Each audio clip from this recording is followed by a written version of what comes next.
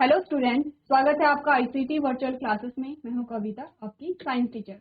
उम्मीद करती हूं आप सभी अच्छे होंगे और स्वस्थ होंगे। तो क्लास हम कंटिन्यू करेंगे अपना चैप्टर जिसका नाम है कंट्रोल एंड कोऑर्डिनेशन। तो उस चैप्टर में काफी सारी चीजें हम डिस्कस कर चुके हैं, जिसमें आप नर्वस सिस्टम के बारे में पढ़ चुके हैं। काफी आइडिया आपको इस चैप्टर के बारे में हो गया होगा। ठीक है, हम यहाँ पर आज एंडोक्राइन सिस्टम के बारे में डिस्कस कर रहे थे, जो कि हमारा लास्ट टॉपिक था हमारे प्रीवियस लेक्चर में। यहाँ तक की बात सबसे पहले एंडोक्राइन सिस्टम स्टार्ट करने से पहले यहाँ तक की बात आपको क्लियर होनी चाहिए। अभी तक आपने क्या क्या चीजें डिस्कस की हैं। यहाँ पर आपने नर्वस सिस्टम के बारे में बात की और नर्वस सिस्टम के हर एक पार्ट्स के बारे में आपने बात की, जिसमें आपने ब्रेन के पार्ट्स देखे, यहाँ पर उनके क्या क्या फंक्शन होते हैं इसके बारे में हमने बात की। आपने रिफ्लेक्स एक्शन देखा, प्लस आपने क्या देखा, रिफ्लेक्स आर्क देखा। तो मैंने आपको बोला कि जो रिफ्लेक्स आर्क है, ये वाला जो टॉपिक है आपका इंपॉर्टेंट है, आपके पास काफी बार आता है। ठीक है, ये सेम जो इमेज आपके पास आई है वो आपकी बुक में भी आपको दी गई है। तो आपको ये इमेज बनानी भी है। अगर आपके पास रिफ्लेक्स आर्क से रिलेटेड क्वेश्चन आता है, इमेज आप बनाएंगे, क्योंकि इमेज क्या होती है यहाँ पे, मस्ट होती है। ठीक है, चलिए। तो रिफ्लेक्स आर्क के बाद जो नेक्स्ट टॉपिक आपने देखा था, वो आप बात कर रहे थे muscular movement and nervous control. आपने देखा कि जो आपकी मसल्स होती हैं वो क्या होती है, मूवमेंट के लिए रिस्पॉन्सिबल होती हैं। कैसे यहाँ पर मूवमेंट हो रहा है इसके बारे में हमने बात की थी। और हम बात कर रहे थे यहाँ पर एंडोक्राइन सिस्टम के बारे में। ठीक है, तो सबसे पहले हमने बोला एंडोक्राइन सिस्टम से पहले हमने बोला कि आपके पास आती हैं कुछ ग्लैंड, कुछ ग्रंथियां आपके पास आती हैं। ठीक है, जिसमें एग्जाम्पल हम ले लेते हैं स्लाइवरी ग्लैंड को। स्लाइवरी ग्लैंड से हमने कहा कि एक ग्रंथि है। अब अगर मैं आपसे पूछूं कि स्लाइवरी ग्लैंड कहाँ पाई जाती हैं, तो आपने कहा कि स्लाइवरी ग्लैंड जो होती है वो 3 जोड़ी आपके पास होती हैं। तो आप कैसे पता लगाएंगे कि आपकी जो स्लाइवरी ग्लैंड है या फिर जो लार ग्रंथि है वो कहाँ पे पाई जाती है? जब आपने देखा होगा बहुत भूखे होते हैं, आपने खाने की खुशबू महसूस की या आपने खाना देखा, तो आपका सलाइवेशन होने लगता है, आपके मुंह में लार आने लगता है और आप फील कर पाते हैं वो लार यहाँ से आता है, यहाँ से आता है और आपके टंग के नीचे से आता है। कहाँ से? एक तो यह इस वाले पोर्शन से आएगा, एक इस वाले पोर्शन से आएगा और एक आपके टंग के नीचे से। तो 3 जगह आप यहाँ पर महसूस कर सकते हैं। तो इसीलिए आपके पास क्या होता है, 3 जोड़ी स्लाइवरी ग्लैंड्स होती हैं, यानी कि आपके पास 3 जोड़ी क्या होंगी, यहाँ पे लार ग्रंथियां होती हैं। अब हमने कहा हम लार ग्रंथि का एग्जाम्पल इसलिए ले रहे हैं ताकि आप रिलेट कर सकें कि ग्रंथियां क्या होती हैं। ठीक है, कंफ्यूज नहीं होना है, आप रिलेट कर सकेंगे कि ग्रंथियां क्या होती हैं। आपने कहा जो लार ग्रंथि है, अब लार ग्रंथि का काम क्या था? अगर हम बोले, आपने कहा कि लार ग्रंथि लार को रिलीज कर रही थी, लार को श्रावित कर रही थी। अब लार के क्या क्या फंक्शन होते हैं वो आपने बात की थी जब आपने डाइजेशन पढ़ा होगा, या इन जनरल भी अगर आप बात करते हैं किसकी, लार की या सलाइवा की, इन जनरल पे अगर हम बात करते हैं लार के बारे में, सलाइवा के बारे में, क्या क्या फंक्शन होंगे? सबसे पहला तो आपने क्या कहा, सोचिए अगर आपके मुख में लार नहीं होता तो आप कैसे भोजन को चबाते? ये सिचुएशन आपके पास आते है जब आप ब्रेड खाते हैं। तो ब्रेड का जो नेचर होता है वो क्या होता है, एकदम जो लार होती है उसे सोख लेता है। जब यहाँ पर आपके मुख में लार खत्म हो जाती है, आपने ब्रेड खाया, और कभी कभी ऐसा होता है कि यहाँ पे पूरी लार क्या हो जाती है, ब्रेड के द्वारा सोख ली जाती है, आप चबा नहीं पाते हैं और आप निगल नहीं पाते हैं उस खाने को। सबसे पहला तो हमने क्या बोला, भोजन को गीला करना, उसे चबाना और उसे निगलना। ये तो बेसिक से फंक्शन है आपके लार के। इसके अलावा और क्या फंक्शन होते हैं? आपने बोला इसके अलावा यहाँ पर क्या करता है, आपके भोजन के पाचन में मदद करता है, आपके भोजन से हानिकारक तत्वों को बाहर निकालता है। वो अलग अलग प्रकार के हो सकते हैं, आप बैक्टीरियल हो सकते हैं, फंगल हो सकते हैं। आप अगर लार के फंक्शन देखेंगे तो बहुत सारे लार के फंक्शन आपको मिल जाएंगे। इन शॉर्ट आप ये समझिए कि जो ग्रंथि होती है, ग्रंथि कुछ न कुछ स्रावित करती है। ठीक है, अब हमने बोला ये जो ग्रंथि है, ठीक है, जो ग्रंथियां आपके पास आती हैं, तो जिसे आप क्या कहते हैं, ग्लैंड्स कहते हैं, वो हमारे पास 2 प्रकार की आती हैं।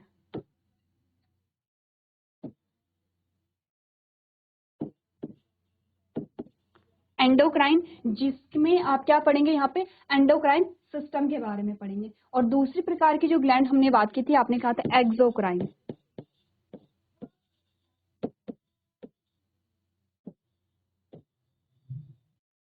अब होता क्या है, आपको इतना तो पता है कि दोनों कुछ ना कुछ श्रावित कर रहे होंगे। ठीक है, दोनों कुछ ना कुछ श्रावित कर रहे हैं। अब श्रावण को कहाँ डालेंगे ये भी तो बात है। हमने बोला कि यहाँ पर क्या होता है, आपकी बॉडी में बहुत सारे श्रावण निकल रहे हैं। ठीक है, जैसे कि हमने बोला, अगर एग्जाम्पल सबसे पहले हमने लार लिया है, इसके अलावा हमने यहाँ पर और जो ग्लैंड्स आपके पास आती हैं, जैसे कि लिवर आपके पास आता है, पैनक्रियाज आता है। आपने कहा यहाँ पर ये जो श्रावित कर रहे हैं, ये अपने श्रावण को कहाँ डालेंगे? सबसे पहले अगर हम बात करें एंडोक्राइन ग्लैंड्स की, अंतःस्रावी ग्रंथियों की, तो क्या होता है? आपने बोला जो अंतःस्रावी ग्रंथियां होती हैं उन्हें आप डक्टलेस ग्लैंड भी कह रहे हैं। बोला आपने डक्टलेस, जब आपने प्रीवियस लेक्चर में यहाँ पर पढ़ा था तो आपने इसे क्या बोला था? डक्टलेस ग्लैंड कहा था। यहाँ पर देखिए क्या बोला आपने कि जो आपकी एंडोक्राइन ग्लैंड होती हैं वो हैं डक्टलेस। डक्टलेस का क्या मतलब हुआ कि इनमें डक्ट नहीं पाई जा रही। अब डक्ट क्या होती है? हमने कहा जैसे कि हम ब्लड की बात करते हैं तो ब्लड फ्लो होता है शिरा में, धमनी में, यानी कि आर्टरीज में होता है, और आपकी वेन में होता है, आपकी कैपिलरीज में होता है। 3 प्रकार की आपने ब्लड वेसल्स पढ़ी थी। तो ये ब्लड वेसल्स कैसे हैं? आपने कहा सेम वैसे हैं जैसे कि आपके लिए पाइप होता है पानी भरने के लिए। आप पाइप लगाते हैं, एक जगह से दूसरी जगह क्या होता है? पानी ट्रांसफर हो रहा है। वैसे ही हमारी ब्लड वेसल्स हैं। आपने कहा जो आपकी ब्लड वेसल्स हैं वो क्या करेंगी? ये आपका हार्ट है, ठीक है, ये आपका हार्ट है, ये आपके ऑर्गन्स हैं, और ये आपका क्या है? लंग्स हैं। अब होगा क्या? आपने कहा जो आपका ब्लड है वो आपके ऑर्गन से आपके ब्लड आपके हार्ट में जाएगा, आपके हार्ट से आपके लंग्स में जाएगा, आपके लंग्स से फिर से आपके हार्ट में जाएगा, और फिर से आपके ऑर्गन्स तक जाएगा। अब ये जो ब्लड सर्कुलेट हो रहा है सर्कुलेट, आपने कहा ये पूरा ब्लड क्या हो रहा है? सर्कुलेट हो रहा है आपकी पूरी बॉडी में।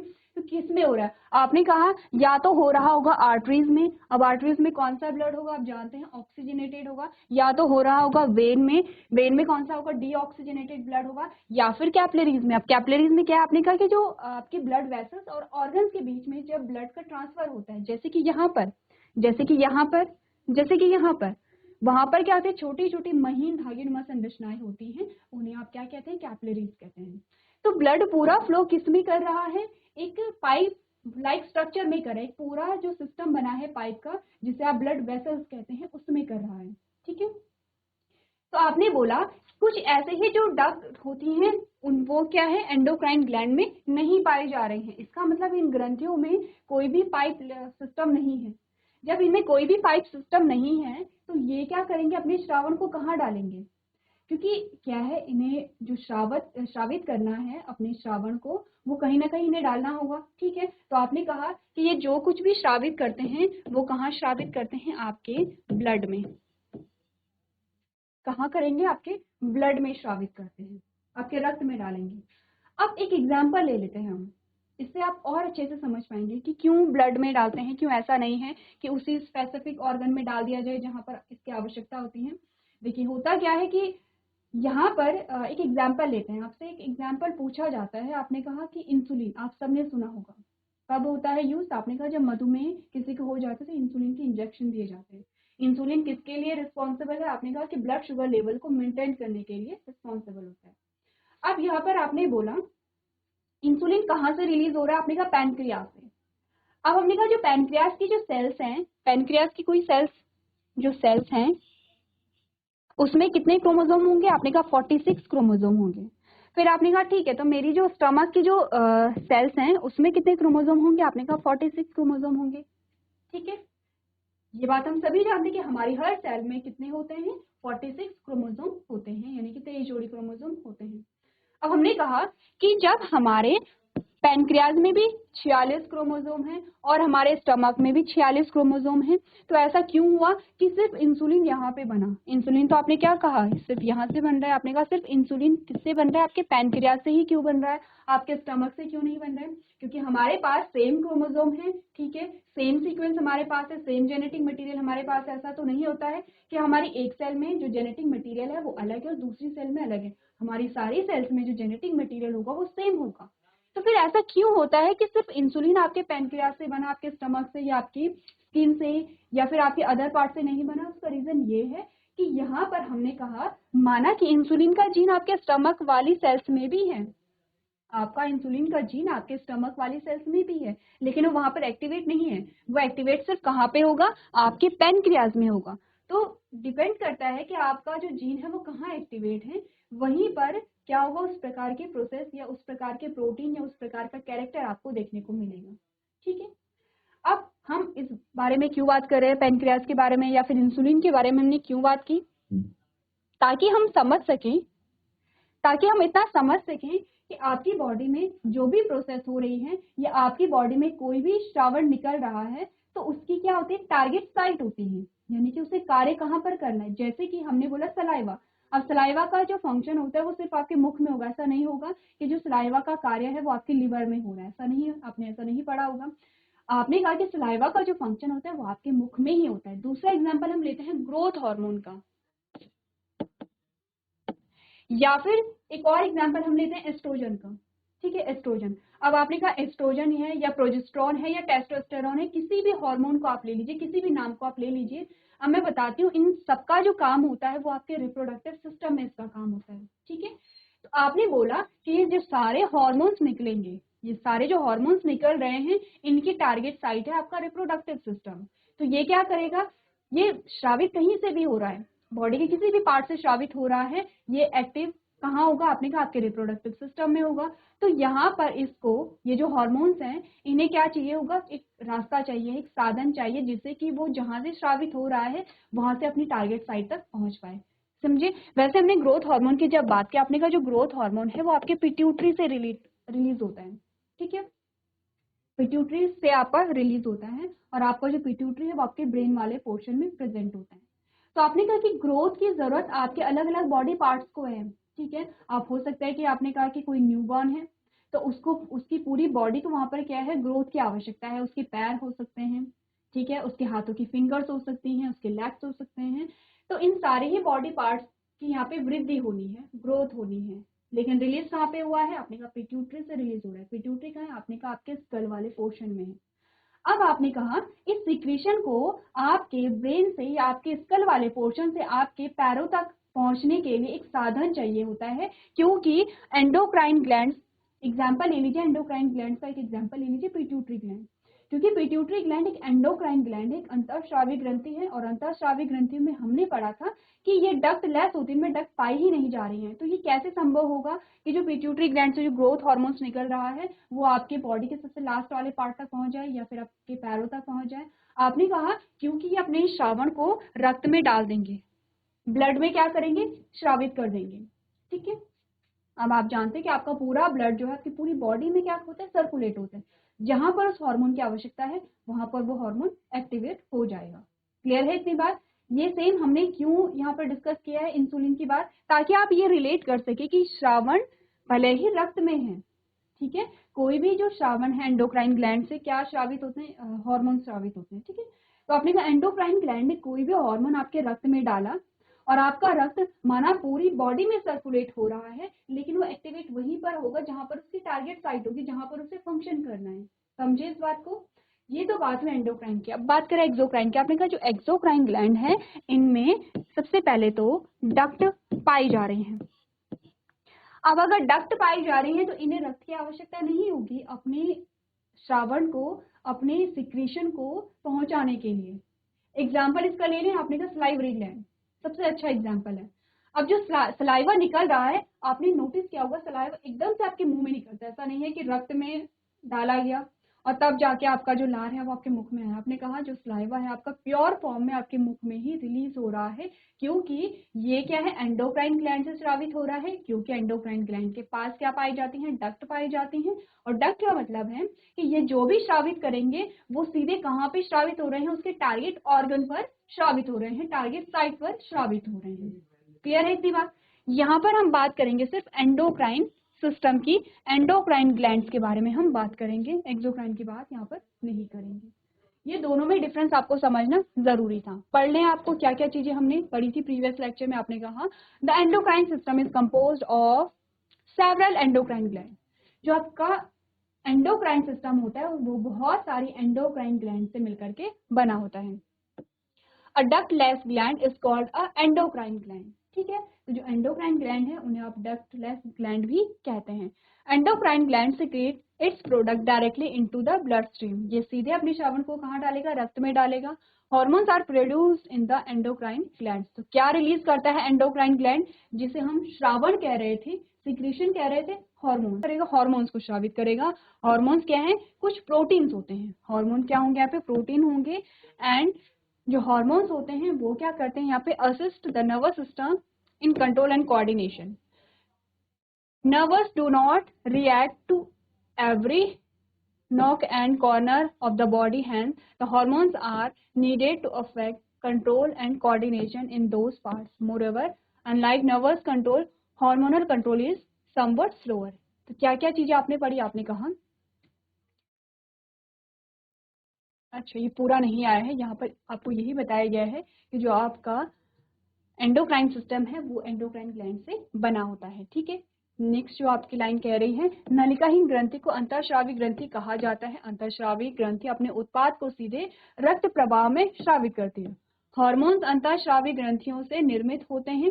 हार्मोन्स मुख्यतः प्रोटीन से बना होता है। ठीक है, हार्मोन तंत्रिका तंत्र को नियंत्रण एवं समन्वय में सहायता करते हैं। तंत्रिका शरीर के हर कोने पर प्रतिक्रिया नहीं करती है और इसलिए उन हिस्सों में नियंत्रण एवं समन्वय प्रभावित करने के लिए हार्मोन्स की आवश्यकता होती है। ठीक है, इसके अलावा तंत्रिका नियंत्रण के विपरीत हार्मोनल नियंत्रण कुछ धीमा होता है। अब आपको ये लाइन ध्यान रखनी है, आपने कहा कि ऐसा नहीं है कि आपका नर्वस सिस्टम हर एक एक्टिविटी को कंट्रोल कर रहा है, कुछ एक एक्टिविटी ऐसी होती है जो आपके हार्मोन्स ही क्या कर लेते हैं, कंट्रोल कर लेते हैं। दोनों में डिफरेंस ये है कि अगर आपका नर्वस सिस्टम किसी एक्टिविटी को कंट्रोल कर रहा है तो वो एकदम क्विक होगा, एकदम सडन होगा, बहुत जल्दी से चीजें होंगी। अगर हार्मोनल कंट्रोल की बात करें तो यहाँ पे थोड़ा सा टाइम ले लिया जा सकता है। चलिए हार्मोन्स को पढ़ लें। वैसे तो आप हार्मोन्स के बारे में पढ़ चुके हैं, आपने कहा these are the chemical messenger secreted in very small amount by specialised tissue called ductless gland. जो आपके हार्मोन्स होते हैं वो क्या है, यहाँ पर आपने कहा केमिकल मैसेंजर होते हैं। मैसेंजर यानी कि संदेशवाहक। संदेशवाहक का क्या मतलब हुआ, सिंपल सी बात है, देखिए सिंपल सी बात है। आपने कहा आप बात कर लीजिए ग्रोथ हार्मोन की, वृद्धि हार्मोन की। अब ये करेगा क्या, ये जाएगा टारगेट साइट पे और टारगेट साइट पे एज अ मैसेंजर काम करेगा। मैसेज क्या होगा यहाँ पर, टारगेट साइट या टारगेट ऑर्गन पर वृद्धि हो इस प्रकार के मैसेज को वहां पर क्या करेगा, कन्वे करेगा। ठीक है, इसीलिए हम क्या कह रहे हैं, ये क्या होते हैं, केमिकल मैसेंजर होते हैं। They act on target tissue organs usually away from their sources. Endocrine system helps in control and coordination through the chemical compounds called hormones. ठीक है, ये तो आपने डेफिनेशन समझी है। अब एंडोक्राइन ग्लैंड्स के बारे में थोड़ा सा बात कर लेते हैं। आपने कहा एंडोक्राइन ग्लैंड के ductless gland that secret hormones directly into the blood stream. ये लाइन आप समझ चुके हैं कि क्या है, ये सीधे अपने सिक्रेशन को ब्लड में डालेंगे। Iodise salt is necessary because iodine minerals is essential part of thyroid hormone, so it is important that it was just consume iodized salt, as in turn it is essential for the thyroid gland as it controls the carbohydrate, protein and fat metabolism. For best balance of growth and deficiency of iodine might cause disease called goiter. अच्छा, ये वाला जो portion आपका आया है यहाँ से लेके यहाँ तक, ये हम बाद में ही डिस्कस करेंगे। जब हम एंडोक्राइन ग्लैंड्स के बारे में डिस्कस कर रहे होंगे तब हम बात करेंगे क्यों आयोडाइज्ड सॉल्ट हमारे लिए क्या होता है, नेसेसरी होता है। आप सबसे इंपॉर्टेंट पार्ट पे आ जाते हैं, वो है आपकी टेबल। ठीक है, इस टेबल में हम बात करेंगे कुछ एंडोक्राइन ग्लैंड के बारे में, उनकी लोकेशन कहाँ पर होती है, वो कौन से हार्मोन को प्रोड्यूस करते हैं, उन हार्मोन का फंक्शन क्या होता है। क्लियर है इतनी बात, एक बार आप अपनी टेबल को समझिए, फिर हम एक एक करके यहाँ पर डिस्कस करेंगे।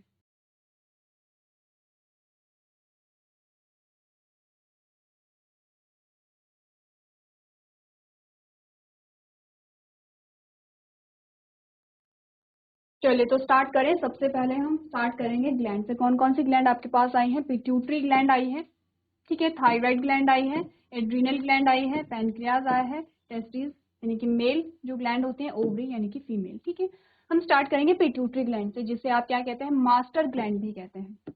इनकी लोकेशन के बारे में अगर हम बात करें, आपने कहा at the base of brain, यानी कि आपके ब्रेन के मस्तिष्क के बेस पर पाई जाती है। ठीक है, अगर हम इनके हार्मोन्स की बात करें, कौन कौन से हार्मोन्स रिलीज होते हैं, आपने कहा ग्रोथ हार्मोन्स। सबसे पहले हमने क्या बात की, ग्रोथ हार्मोन्स कहाँ से रिलीज होंगे, आपके पिट्यूटरी से रिलीज होते हैं। फंक्शन आप समझते हैं कि क्या होगा, ग्रोथ ही यहाँ पर फंक्शन होगा। सेकेंड हमने कहा थायराइड स्टिमुलेटिंग हार्मोन TSH, क्या होगा, थायराइड स्टिमुलेटिंग हार्मोन। आपने कहा जो आपकी थायराइड ग्लैंड होती है उसको स्टिमुलेट करता है, किसके लिए, थायराइड के प्रोडक्शन के लिए। अब देखिए क्यों हम आपकी पिट्यूटरी ग्लैंड को मास्टर ग्लैंड कहते हैं, मास्टर ग्रंथि क्यों कहते हैं, क्योंकि जो आपकी पिट्यूटरी ग्रंथि होती है वो दूसरी ग्रंथियों को भी क्या करती है, कंट्रोल करती है या उन्हें स्टिमुलेट करती है उनके सिक्रीशन के लिए। एग्जाम्पल आपके पास आया है थायराइड स्टिमुलेटिंग हार्मोन। अब वैसे तो आपके पास थायराइड ग्लैंड आई है, ये आपके पास क्या है, थायराइड ग्लैंड है, नेक में प्रेजेंट होती है, थायरॉक्सिन को प्रोड्यूस करती है। लेकिन आपकी जो पिट्यूटरी ग्लैंड है वो क्या करेगी, एक हार्मोन रिलीज करेगी, उसका नाम है थायराइड स्टिमुलेटिंग हार्मोन, जो कि किस पे वर्क करेगा, आपकी थायराइड ग्लैंड पर वर्क करेगा। आपकी थायराइड ग्लैंड में क्या जाएगा, एज अ मैसेंजर काम कर रहा है, क्योंकि हमने क्या बोला था, हार्मोन क्या होते हैं, केमिकल मैसेंजर होते हैं, तो एज अ मैसेंजर कार्य करेगा और थायराइड ग्लैंड क्या हो जाएगी, एक्टिवेट हो जाएगी, किसके लिए, हार्मोन के प्रोडक्शन के लिए, पहली चीज। सेकेंड आपका follicle stimulating hormone FSH important है। जब आप बात करेंगे यहाँ पर रिप्रोडक्शन की 11th-12th में जब आप जाएंगे, अब बहुत डिटेल में यहाँ पर बात करेंगे। फॉलिकल्स क्या होती है, आपने कहा जब यहाँ पर फीमेल गैमेट का फॉर्मेशन होता है उससे पहले के जो स्टेप होते हैं, यानी कि ओवम के बनने से पहले के जो स्टेप्स होते हैं उसमें आपके पास फॉलिकल्स आती है। क्लियर है इतनी बात। तो यहाँ पर फॉलिकल्स के बनने के लिए आपने कहा एक जो आपकी पिट्यूटरी ग्लैंड है वो क्या कर रहा है, एक हार्मोन रिलीज कर रहा है जिसका नाम है FSH या फॉलिकल स्टिमुलेटिंग हार्मोन, जो कि फॉलिकल को स्टिमुलेट करेगा उनके ग्रोथ, उनके डेवलपमेंट के लिए। क्लियर है इतनी बात कि यहाँ पर जो आपकी पिट्यूटरी ग्लैंड है, क्यों से मास्टर ग्लैंड कहा जाता है, क्योंकि आपने कहा कि अलग अलग ग्लैंड को क्या कर रहा है, कंट्रोल कर रहा है। थायराइड आपके पास आ गई है, आपने कहा ओवरी आपके पास आ गई है, ठीक है। अब आपने कहा कार्य क्या क्या होंगे, ग्रोथ हार्मोन का कार्य तो क्या होगा, ग्रोथ को स्टिमुलेट करना। TSH का कार्य क्या होगा, TSH stimulate the functioning of the thyroid gland, thyroid gland के फंक्शनिंग को क्या करना, स्टिमुलेट करना, ठीक है। FSH stimulate the follicle during the ovulation. यह है इतनी बात। अब यहाँ पर आपके पास पहली ग्लैंड आ गई है, दूसरी जो ग्रंथि आपके पास आती है थायराइड, जो आपकी नेक में प्रेजेंट होती है, ठीक है, यहाँ पर नेक में आपके प्रेजेंट होती है। कौन से हार्मोन को रिलीज करेगी, थायरॉक्सिन को रिलीज करेगी। कार्य क्या होगा इसका, आपका मेटाबॉलिज्म में बहुत इंपॉर्टेंट रोल होता है। आपने कहा control the journal metabolism and growth in the body, ठीक है। अब देखिए एक और कॉलम यहाँ पर आप बना सकते हैं कि डेफिशिएंसी से क्या क्या आपको यहाँ पर देखने को मिलेगा। अगर आपने कहा कि ग्रोथ हार्मोन रिलीज नहीं हुआ या कम हुआ तो क्या आपको देखने को मिलेगा, ड्रॉपनेस आपको देखने को मिलेगी। आपने कहा अगर यहाँ पर थायरॉक्सिन रिलीज नहीं हुआ तो आपके मेटाबॉलिज्म में गड़बड़ी आ जाएगी और यहाँ पर गॉइटर आपको देखने को मिलेगा, ठीक है। Next adrenal gland. अब एड्रिनल ग्लैंड कहाँ पे होती है, किडनी के टॉप में होती है और इसका जो सिक्रीशन होता है वो है एड्रिनलिन। एड्रेनलिन का नाम आपने पहले भी सुना है जब हम बात कर रहे थे नर्वस सिस्टम के बारे में, ठीक है। और नर्वस सिस्टम में आप बात कर रहे थे पेरिफेरल नर्वस सिस्टम के बारे में, जिसमें आपने बोला था sympathetic nervous system and parasympathetic nervous system. जब हम दोनों के बारे में बात कर रहे थे तो आपने एड्रेनलिन के बारे में बात की थी कि ये क्या होता है, आपका इमरजेंसी हार्मोन होता है। क्या कहते हैं इसे, इमरजेंसी हार्मोन भी कहते हैं, क्योंकि इमरजेंसी के टाइम पे रिलीज होता है, ठीक है। फंक्शन क्या होंगे, prepare the body for emergency situation and hence is also called a fight and flight hormone, ठीक है, क्योंकि इंसान को क्या कहते हैं, इमरजेंसी के लिए तैयार करते हैं। एग्जाम्पल में क्या लिया था, आपने कहा कि आपने कोई ऐसी चीज देख ली जिसे देख के आप बहुत ज्यादा डर गए हैं, तो दो चीजें आती हैं, या तो आप फाइट करके खुद को बचा लें या तो आप भाग करके खुद को बचा लें। ऐसी स्थिति में आपकी बॉडी में चेंजेस आते हैं। आपने कहा आपकी जो रेस्पिरेटरी रेट होता है, आपका जो BP होता है, ये क्या होते हैं, इंक्रीज होने लगते हैं। और इन तीनों का इंक्रीज होने का जो रीजन होता है वो सिंपल सा क्या है, एनर्जी, ताकि आपको क्या मिले, एनर्जी मिले, ठीक है। क्लियर है। अब तीनों का क्या यहाँ पर एक दूसरे के साथ संबंध है, यानी कि आपके श्वसन दर का, आपके हार्ट रेट का और आपके BP का आपके एनर्जी से क्या संबंध है, इसके बारे में भी हम डिस्कस कर चुके हैं, ठीक है। तो ये क्या कहलाता है, आपका फाइट एंड फ्लाइट हार्मोन कहलाता है और इमरजेंसी हार्मोन भी कहलाता है। नेक्स्ट हम बात करेंगे पेनक्रियाज की। पेनक्रियाज कहाँ होता है, स्टमक। स्टमक में जब आपने डाइजेस्टिव सिस्टम देखा होगा तो आपने कहा स्टमक के नीचे एक लीफ लाइक स्ट्रक्चर आपको मिलता है इस प्रकार से,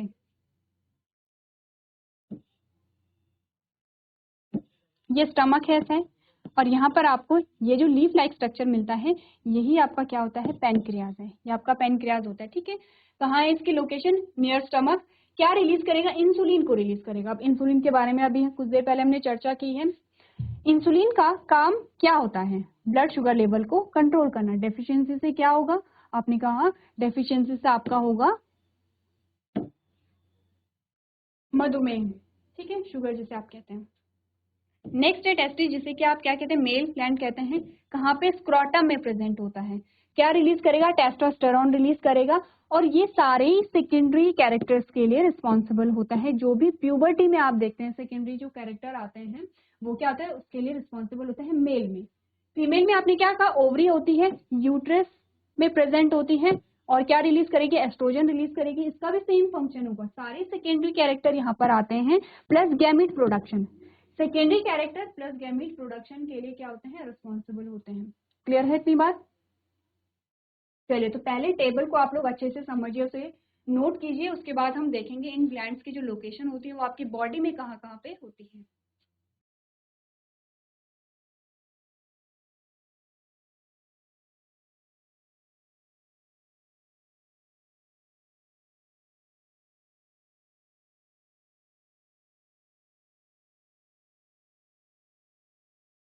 चलिए, तो अब देख लेते हैं यहाँ पर कि आपकी बॉडी में जो यहाँ पर ग्रंथियां आती हैं उनकी लोकेशन क्या है। सबसे पहले आपने बात की है पिट्यूटरी ग्लैंड के बारे में। पिट्यूटरी ग्लैंड ये है, पीनियल ग्लैंड आपकी यहाँ आती है, ठीक है।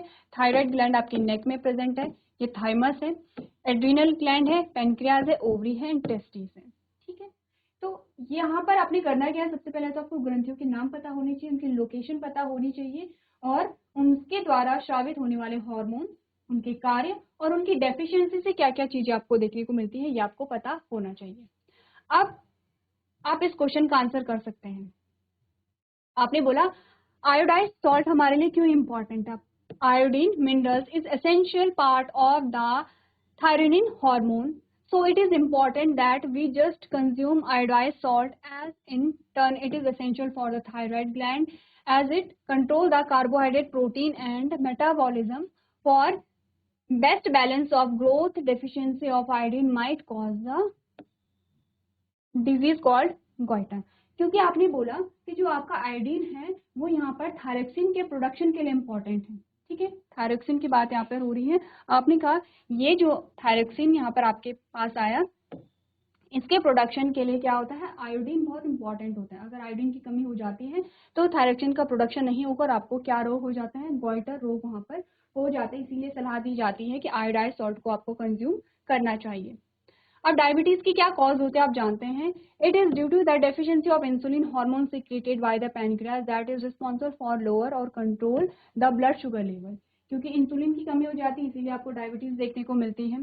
ट्रीटमेंट क्या है इसका? आपने कहा patients have to internally administer injections of insulin hormones which helps in regulating the blood sugar level. क्या ट्रीटमेंट होता है? इंसुलिन के इंजेक्शन यहाँ पर दिए जाते हैं। क्लियर है इतनी बात? यहाँ पर आप समझे ग्रंथियों के बारे में, ग्रंथियों से स्रावित होने वाले हार्मोन्स और उनकी इंपॉर्टेंस के बारे में हमने यहाँ पर बात की है। इंपॉर्टेंट टॉपिक है। जो भी आज की क्लास में हमने समझा है वो आप क्या करेंगे? सारे नोट्स बनाएंगे और उसे रिवाइज करके लेके आएंगे। तो आज के सेशन में हम इतना ही करेंगे। अभी तक क्लास में बने रहने के लिए आपका धन्यवाद।